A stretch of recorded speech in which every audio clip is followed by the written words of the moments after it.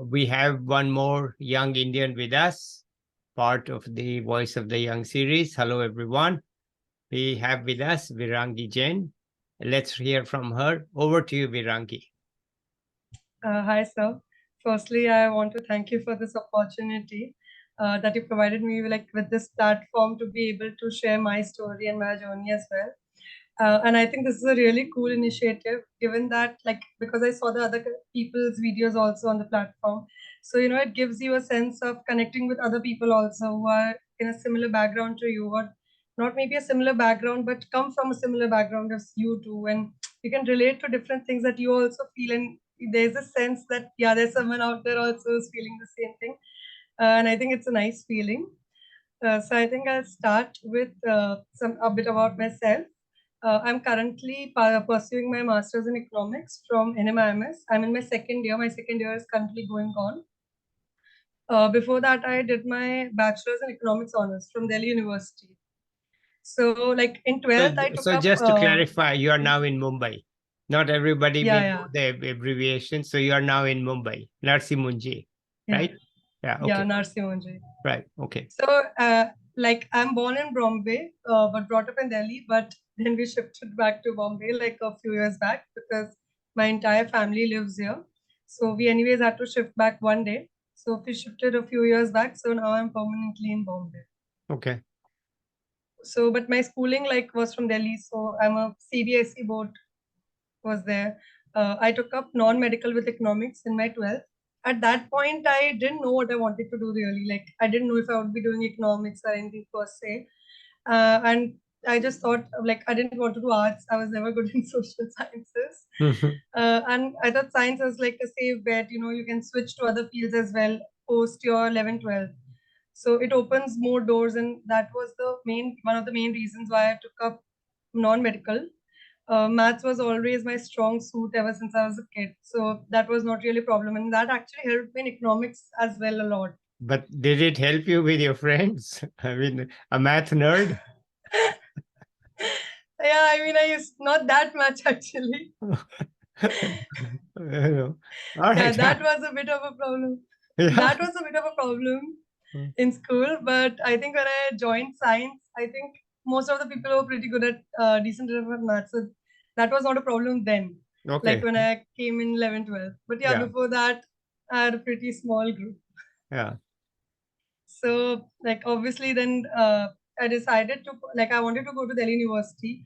I had two courses in mind, chemistry and economics. And because chemistry was my second choice and economics honors being my first. I mean, we all know that Delhi University is reputed for economics honors course. I got in finally in the sixth list, so I took up that.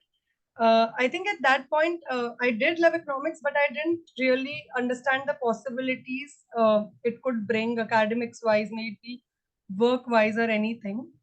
But because at that time I also used to stay in a PG.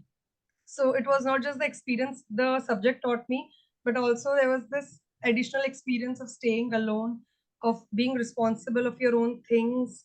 And I think that really shaped me as a person, and also helped me in making better decisions because when I stayed alone, I was the sole decision maker for a lot of things, like whatever things happened in college. So that was a very good experience for me. Also, I mean, Delhi University is pretty famous for the fests and the cultural aspect. And Yeah. I think that really gives you a very good experience because I was part of multiple societies. I worked as a senior editor in our economics, we had an annual economics magazine called Niti. I was a senior editor there, but I also worked in social media teams and finance teams. So I got a lot of different type of exposure about how different things work, Mhm. how do social media pages are, how do we make posts, and how do we generate better followers and everything. So that was also a good stint to give a good perspective. Then COVID came when I was in my third year. So at that time, we were mostly I and a lot of my other batchmates were preparing for our entrances for the masters, because that time I didn't do anything much other than academics and focusing on my entrances mainly. I think for me, COVID was especially the first lockdown, was not really a time where I think that like people used very productively and did like 100 types of courses. I think I did the best I could, but I don't think that I was productive every minute of it. Not that I regret it, but I just feel that there became a certain sense of narrative when COVID struck, that you have to be like productive and you've got all this free time, and even if you're not doing something, then there's this fault. And I think that really got to me because I was By the already way, like excuse me, battling anxiety. Virangi, excuse me. Yeah, I'm totally out of it, so I have to ask. Okay, yeah, where yeah. does this narrative flow around? I mean, how do you become part of this narrative? What happens? I mean, I'm curious to know. Just you say it so casually, there was a narrative, but where was this narrative?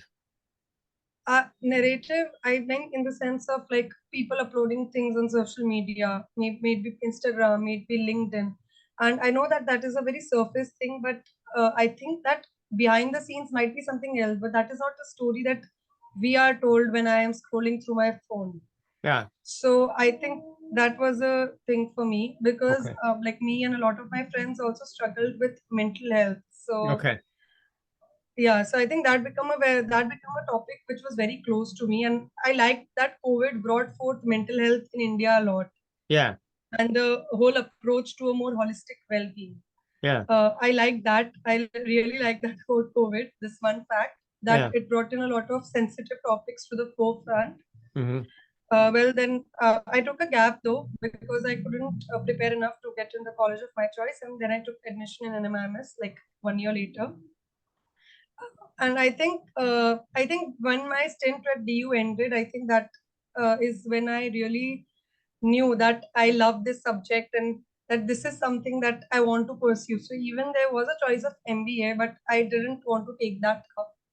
Okay. So then here I am currently. I also did an currently I did recently I did an internship at Accurate AI. It's a US based startup. In India. It's a AI startup, so that was a very new experience for me. I knew about AI, about ChatGPT, but I've never worked in the field per se. And the work was regarding data validation, but I think it gave me a really good idea about how AI can also be integrated with economics and how it has so many multitude of uses that we can use it to make our empirical analysis. And like there are a lot of subjects, right, in economics, like inequality, like subjects in development economics, which still are trying to find good quantitative methods for it to study. And I think AI can really help with that. Okay. Like, moreover, to this point of AI, there's recently this venture, not recently, uh, there's a professor, Gopal Krishna. I don't know if you know his name. So he Actually, started this venture called, Hey, yeah, I know him. He did my second yeah, Vidped. Badri, we call him. yeah, Badrinath yeah. So Gopal he Krishnan. started, Yeah, yeah. yeah, yeah. Yeah, he was the second one to do a Vidped with me. I know him well. Okay, go ahead. Okay. Uh, So he started Infisum, right? yes, And that was mostly data-driven economic decision making. And yeah, I think that is something that I am personally very interested in. Like yeah, being from a strong maths background, my computational abilities have always been my strong forte. yeah. And I think I would love to bring empirical analysis to subjects where I think there's a lot of scope because there's still more qualitative studies, and I think I can bring the data part to that as well. So that is something I really aspire to do in the future. Other than that, mostly ideas that currently are like I'm invested in is like the topic of migration, gender inequalities, and gender inequality is a really close topic to me because like one of my major aspirations is to be financially independent. And women empowerment, I think, is something I strongly believe in. Also, yeah, these are the main 2 3 things that I want to work upon in the future. And Okay. I really hope that we, not just me, but I think we as a like people involved in this field, people involved with the subject, are able to take up use of all these new technologies that are coming in to make research more robust in economics. Okay. Right. Wonderful. Anything else that you have to add before? You want to talk about something else? I think this is more or less right now what I'm like focusing on. Like right now, I'm focusing on my dissertation, Yeah. my academics, and getting a good placement. I mean, my placement will start in a few months. So for the initial few months, I would want to work as a corporate, like in a corporate job, because I want that experience as well. But mostly after 2 or 3 years, when I work in a corporate, I think I'll be able to make a better decision of whether I want to give competitive exams like IES and RBI's DEPER exam. So that is eventually my aspiration. And one day I hope that I will own something of my own self. Like I'll start a venture. I don't have any idea right now, Okay. but I do want to. All right. Wonderful. And by the way, uh, you didn't really talk much about your college days except being PG and self-independent, and you did a lot of things. But do you have any advice for people younger than you now? Because that's what I think people have told me, that look, I wish I'd heard these Vidpeds when I was young. So maybe you have some advice for young people about Like college, especially about your BA, because you yeah. haven't finished your MA yet, so you can hardly give advice about. And also, could you talk about the gap year? How do you handle it? Yeah, What sure. what goes into making that decision? How does it work? So let's just, if you are able to and willing to, let's talk about that. Yeah, sure. So, firstly, regarding college, I think one advice being from a Delhi university, like this is from a perspective of studying in Delhi University. I mean, at Okay. other colleges, experience might be different.